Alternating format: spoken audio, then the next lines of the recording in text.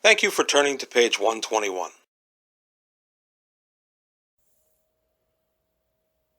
Welcome back to page 121. Today I want to talk about a pretty neat second edition book published in 1993, written by David Zeb Cook, called The Book of Artifacts. This book, among other things, took the artifacts listed in the DMG and from some other sources and expanded on them greatly. It gave a better background and history as to how they were created, what they were created to do, and of course, a more comprehensive look at their powers. This book has a lot of uses to it. I just want to go through some of them today and just take a look at why this book, I think, is often overlooked, but should certainly sit on your shelf. Okay, because I have one, the first artifact I'm going to talk about today is Baba Yaga's Dancing Hut. This artifact was always near and dear to me.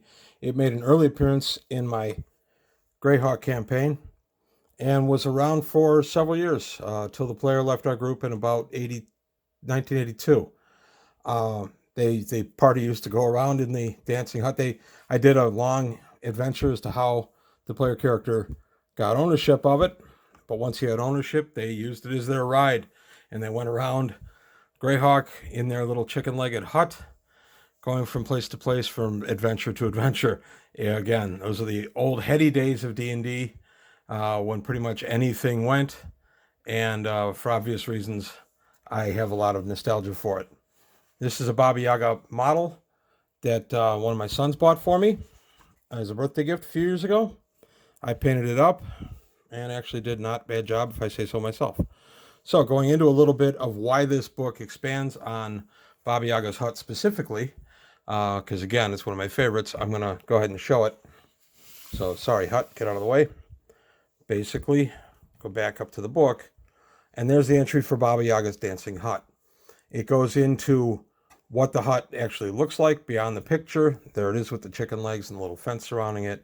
The Russian folklore of the history of Baba Yaga, Slavic folklore to be fair, and how Baba Yaga was a witch who would fly in her cauldron and go around and create evil.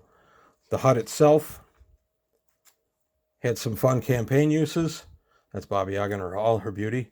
The hut itself had some fun uses in our campaign. We took away the evil stuff from it and gave it some powers, but mostly it was just a nice fancy ride. And then one other thing I like about this book is each artifact has a suggested means of destruction. So again, this is hinted strongly in the DMG about the artifacts, but this tells you specifically some ideas of how to destroy it. So then you go on to the next one and you're going, well, wait a minute, where are the powers? Well, the Dancing Hut will tell you the powers here, listed here, and then you go to the tables in the back. And there are many tables in this book for different powers for the artifacts.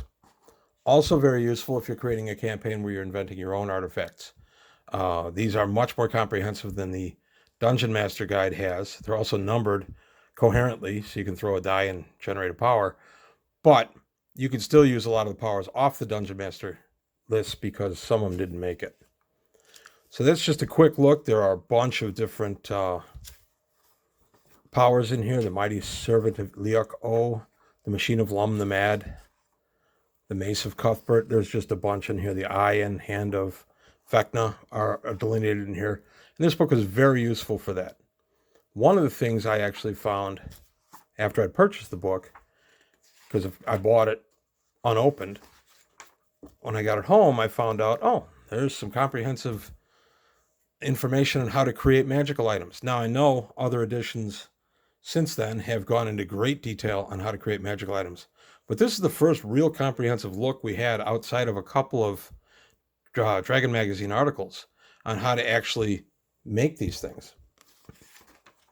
And this has several pages of info. And not only does it tell you how to create magic items for MUs, but also for clerics. And then it goes, as you see, several pages coming out to here, still going. Potions, rings, and now recharging magical items. big problem in early D&D is we had no idea how stuff was supposed to actually be recharged. Most DMs, myself included, just said, well, okay, it's arbitrary. You throw enchanted item on a wand of fireballs and you throw a fireball spell at it, and I would give 1 charge per level of the caster. Not per level of the spell, but per level of the caster.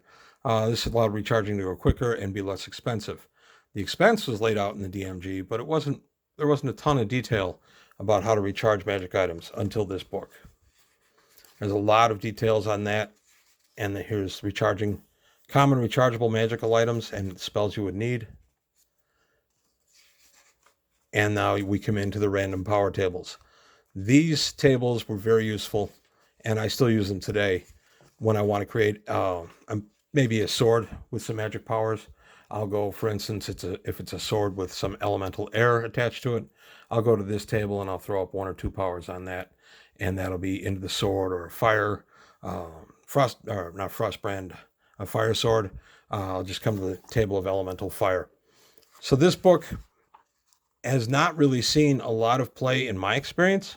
I was then the only one in our campaign that actually owns a copy of it, but I am the primary DM. I have found this book to be very useful over the years. I use it all the time, and I do recommend it. If anybody gets an opportunity to get their hands on a copy of it, they are available on eBay. I think also DriveThruRPG has it as a download PDF. Just some good, complete information in here, and frankly, a book that I enjoy having in my library.